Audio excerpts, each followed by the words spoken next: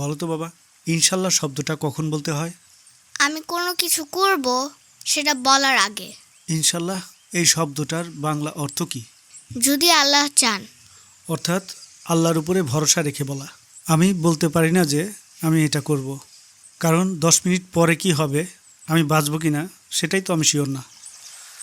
আল্লাহ মুহাম্মদ সাল্লাল্লাহু আলাইহি সাল্লামকে যখন নবী বানালেন, তখন ইহুদিদের মধ্যে থেকে কিছু আলেম কয়েকজন লোক পাঠালো পরীক্ষা করার জন্য যে তিনি কি আসলেই সত্যি নবী কিনা। ইসরায়েলে যে থাকে ইহুদি, ওরা না?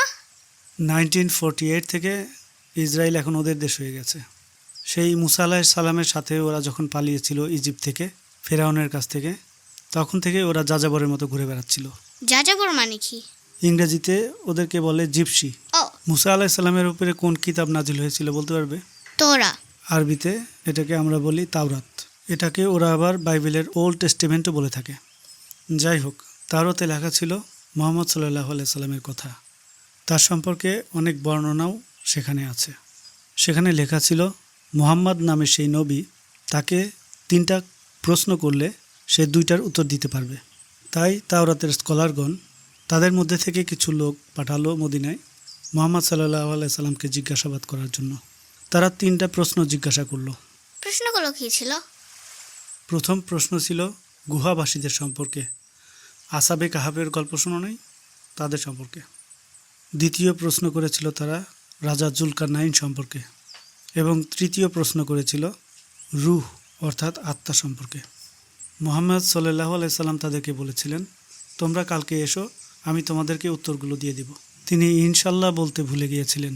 তিনি জানতেন আল্লাহ জিবরিল আলাইহিস সালামকে দিয়ে উত্তরগুলো তার কাছে পাঠিয়ে দিবেন, কিন্তু আল্লাহ তার এভাবে বলাটা পছন্দ করেন নাই। তাই 15 দিন পর্যন্ত আল্লাহ কোনো ওহী পাঠান নাই। প্রতিদিন ওই লোকগুলো আসতো আর নবী বলতেন কালকে তোমরা এসো, এবং এতে করে নবী অনেক অপমান হয়েছিলেন। দীর্ঘ 15 দিন পরে আল্লাহ সূরা কাহাফে 23 এবং 24 নম্বর আয়াত নাজিল করেন। আয়াত দুটি তোমাকে আবৃত্তি করে শোনাচ্ছি। আউযুবিল্লাহি মিনাশ শাইতানির রাজিম, বিসমিল্লাহির রহমানির রহিম। কখনোই তুমি কোনো বিষয়ে বলিও না, আমি উহা আগামীকাল করিব, আল্লাহ ইচ্ছা করিলে এই কথা না বলিয়া।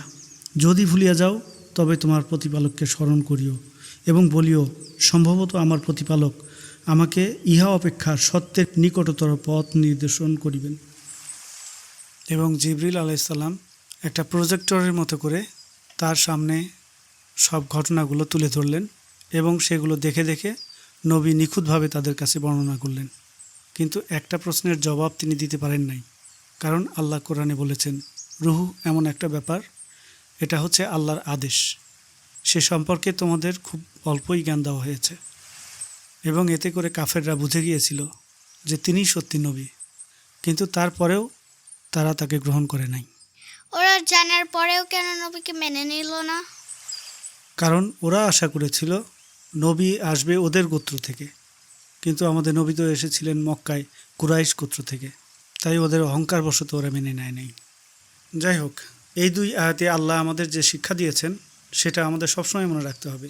আমি কিছু করব এটা বলার আগে অবশ্যই ইনশাল্লাহ ব্যবহার করতে হবে।